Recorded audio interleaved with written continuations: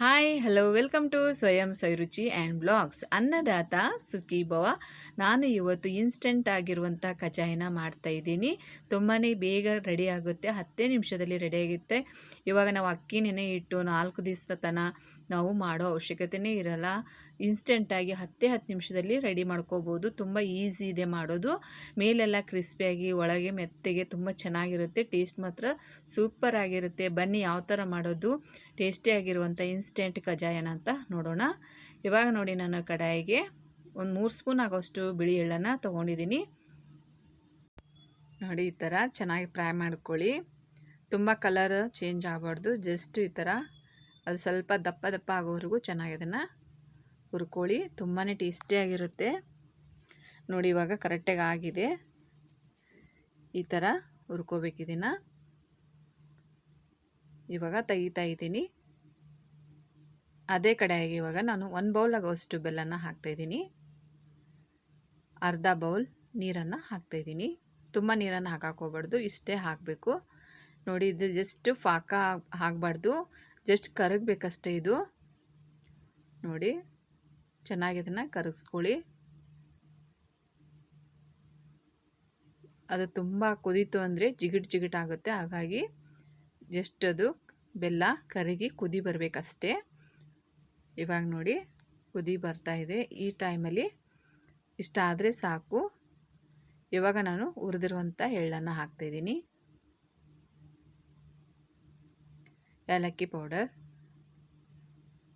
ಇವಾಗ ಹಿಟ್ಟನ್ನು ಹಾಕ್ತಾಯಿದ್ದೀನಿ. ಗೋಧಿ ಹಿಟ್ಟು ಅರ್ಧ ಬೌಲ್ ಅಕ್ಕಿ ಹಿಟ್ಟನ್ನು ಹಾಕ್ತಾಯಿದ್ದೀನಿ.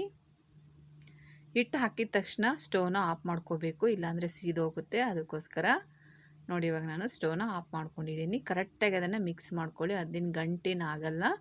ಕರೆಕ್ಟಾಗಿ ಮಿಕ್ಸ್ ಮಾಡ್ಕೊಳ್ಳಿ. ಇದು ಕರೆಕ್ಟಾಗಿದೆ. ನಿಮಗೆ ಜಾಸ್ತಿ ಕ್ವಾಂಟಿಟಿಯಲ್ಲಿ ಬೇಕು ಅಂತಂದರೆ ಇದ್ರ 2ರಷ್ಟು ನೀವು ಮಾಡ್ಕೋಬೋದು. ನೋಡಿ, ನಾವು ಇವಾಗ ಬೆಲ್ಲ ಎಷ್ಟು ತೊಗೊಂಡಿರ್ತೇವೆ ಅಷ್ಟೇ ನಾವು ಹಿಟ್ಟನ್ನು ತೊಗೋಬೇಕಾಗುತ್ತೆ. ನಾನು 1/2 ಬೌಲ್ ಗೋಧಿ ಹಿಟ್ಟು, 1/2 ಬೌಲ್ ಅಕ್ಕಿ ಹಿಟ್ಟನ್ನು ತೊಗೊಂಡಿದ್ದೀನಿ. ಇವಾಗ ಕರೆಕ್ಟಾಗಿ ಆಗಿದೆ. ಇವಾಗ ಸ್ಟವ್ನ ಆಫ್ ಮಾಡ್ಕೊಂಡಿದ್ದೀನಿ. ಇದು ಕಂಪ್ಲೀಟಾಗಿ ಆರಬೇಕು. ನೋಡಿ, ಸ್ಟವ್ನ ನಾವು ಹಿಟ್ಟು ಹಾಕುವಾಗಲೇ ಸ್ಟವ್ ಆಫ್ ಮಾಡ್ಕೋಬೇಕು, ಇಲ್ಲಾಂದರೆ ಸೀದೋಗ್ಬಿಡುತ್ತೆ. ಇದು ಕಂಪ್ಲೀಟಾಗಿ ಆರಕ್ಕೆ ಬಿಡಬೇಕು. ಇದನ್ನು 1 ಅವರ್ ಆದರೂ ಅಥವಾ 2 ಅವರ್ ಆದರೂ ಕಂಪ್ಲೀಟಾಗಿ ಆರಕ್ಕೆ ಬಿಡಬೇಕಿದು. ಇದು ಕರೆಕ್ಟಾಗಿದೆ ಕಜ್ಜಾಯ ಮಾಡೋಕ್ಕೆ. ನೋಡಿ, ಇದು ಕರೆಕ್ಟಾದ ಅದಾಗಿದೆ.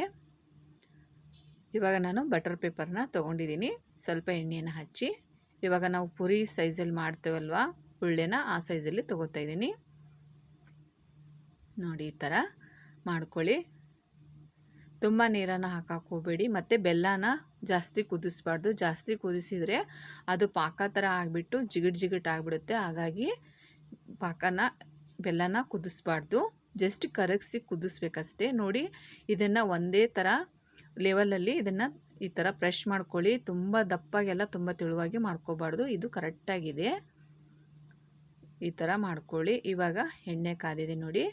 ಸ್ಟವ್ನ ಮಧ್ಯಮ ಉರಿಯಲ್ಲಿ ಇಟ್ಕೊಂಡು ಇದನ್ನು ಚೆನ್ನಾಗಿ ಫ್ರೈ ಮಾಡ್ಕೋಬೇಕು. ನೋಡಿ, ಹೈ ಇಡಬಾರ್ದು. ಹೈ ಇಟ್ಟರೆ ಅದು ಬೇಗ ಸೀದೋಗುತ್ತೆ, ಒಳಗೆಲ್ಲ ಬೇಯೋದಿಲ್ಲ. ಹಾಗಾಗಿ ಹಸಿ ಹಿಟ್ಟು ಹಾಗೆ ಉಳಿದ್ಬಿಡುತ್ತೆ. ನೋಡಿ, ಈ ಥರ ಸ್ಟವ್ನ ಮಧ್ಯಮ ಉರಿಯಲ್ಲಿ ಇಟ್ಕೊಂಡು ಚೆನ್ನಾಗಿ ಇದನ್ನು ಫ್ರೈ ಮಾಡ್ಕೊಳ್ಳಿ.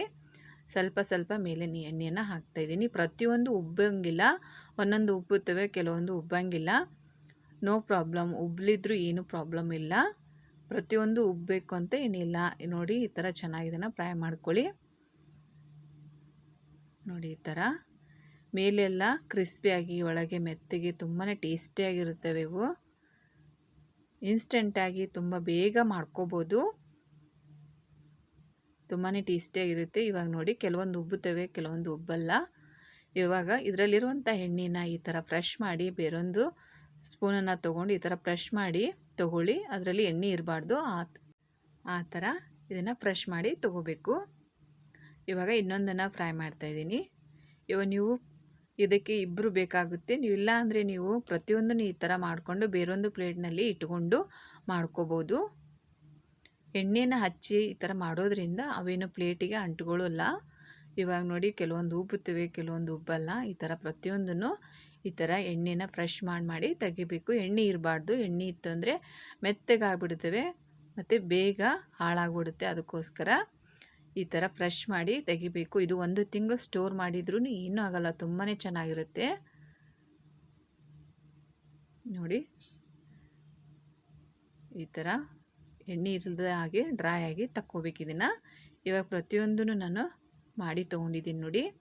ತುಂಬಾ ಈಸಿ ಇದೆ ಮಾಡೋದು, ಇನ್ಸ್ಟೆಂಟಾಗಿ. ಇವಾಗ ಕೆಲವೊಬ್ರ ಮನೇಲಿ ಒಬ್ಬೊಬ್ಬರೇ ಇರ್ತಾರೆ, ಮಾಡೋಕ್ಕೆ ಟೈಮೇ ಸಿಗಲ್ಲ, ಅವಾಗ ಇನ್ಸ್ಟೆಂಟಾಗಿ ಮಾಡ್ಕೋಬೋದು. ಈ ಥರ ಮಾಡ್ಕೊಳ್ಳಿ, ತುಂಬ ಈಸಿ ಇದೆ. ಇವಾಗ 4 ದಿವಸ ನಾವು ಮಾಡೋಕ್ಕೆ ಟೈಮ್ ತೊಗೋ ಬದಲು ಈ ಥರ ಇನ್ಸ್ಟೆಂಟಾಗಿ ಮಾಡ್ಕೋಬೋದು. ನೀವು ಇದೇ ಥರ ಟ್ರೈ ಮಾಡಿ ನೋಡಿ, ತುಂಬಾ ಈಸಿ ಇದೆ ಮಾಡೋದು, ತುಂಬ ಈಸಿಯಾಗಿ ಮಾಡ್ಕೋಬೋದು ನೋಡಿ. ಇನ್ಸ್ಟೆಂಟಾಗಿ 10 ನಿಮಿಷದಲ್ಲಿ ರೆಡಿ ಆಗುತ್ತೆ. ಇದು 1 ತಿಂಗಳು ಸ್ಟೋರ್ ಮಾಡಿದರೂ ಏನೂ ಆಗಲ್ಲ. ಮೇಲೆಲ್ಲ ಕ್ರಿಸ್ಪಿಯಾಗಿ ಒಳಗೆ ಮೆತ್ತಗೆ ತುಂಬಾ ಚೆನ್ನಾಗಿರುತ್ತವೆ. ಮತ್ತೆ ಭೇಟಿಯಾಗೋಣ ಮುಂದಿನ ರೆಸಿಪಿ ಒಂದಿಗೆ. Thank you for watching.